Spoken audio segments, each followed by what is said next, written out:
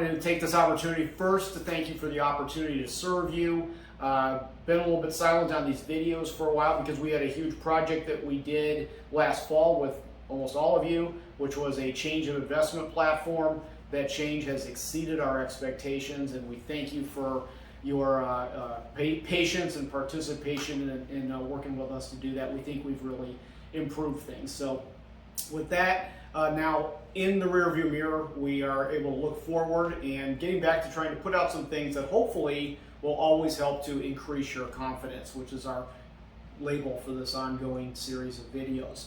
That being said, the topics for these videos usually arise from conversations that I get into with some of you. And there's been a subject that's been coming up, and has led to our topic today.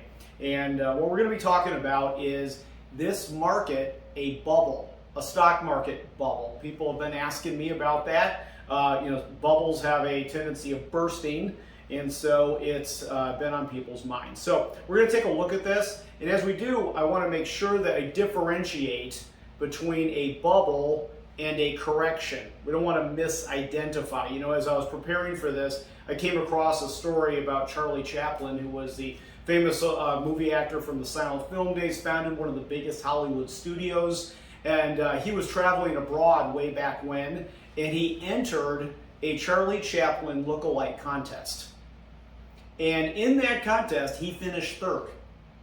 And which says that a whole bunch of people who were trying to identify Charlie Chaplin were not able to properly identify him in a lineup of people posing as him.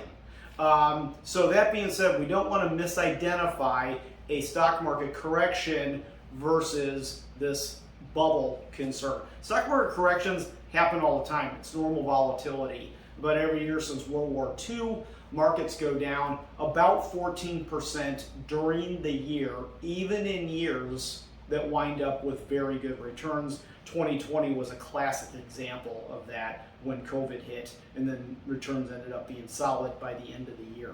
So that's a stock market correction. Don't misidentify that. Bubbles really amount to stock market mania, and they are very different.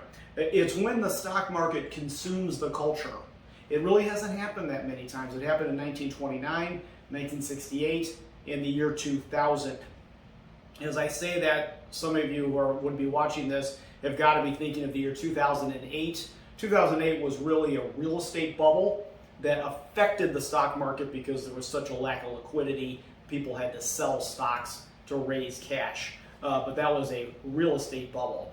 Last time this happened, in the year 2000, that's when we had dentists, just to take an example of a profession, who were doing more day trading than they were cavity filling. You had people refinancing their homes and plowing in the stock market. You end up with bonds and bond exchange traded funds being liquidated in a mass level to rush into stocks. So that's what a stock market bubble looks like.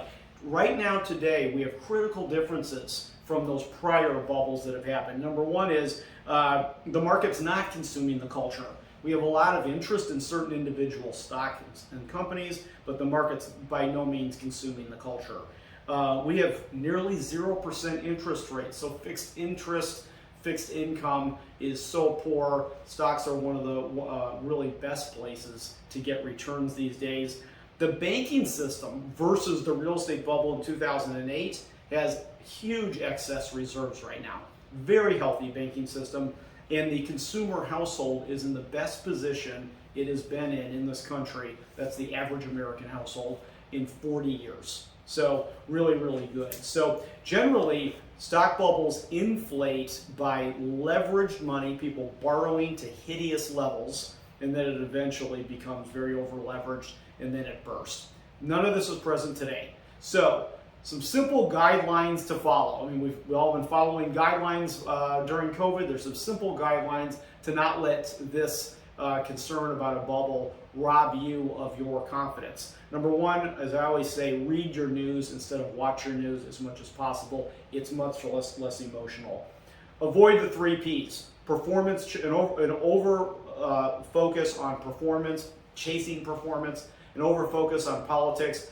those two P's lead a lot of times to the third one, which is panic. So performance, politics, panic, avoid those three P's. If you find them creeping up on you, give us a call. And then finally, if vitamin D and zinc are good supplements to take to keep one's immune system robust against things like COVID, the supplement that we offer to all this is to have a long-term, goal-focused plan that is stuck to in thick and thin, and it wins out the day. So with that in mind, thank you for tuning in, and we will be in touch.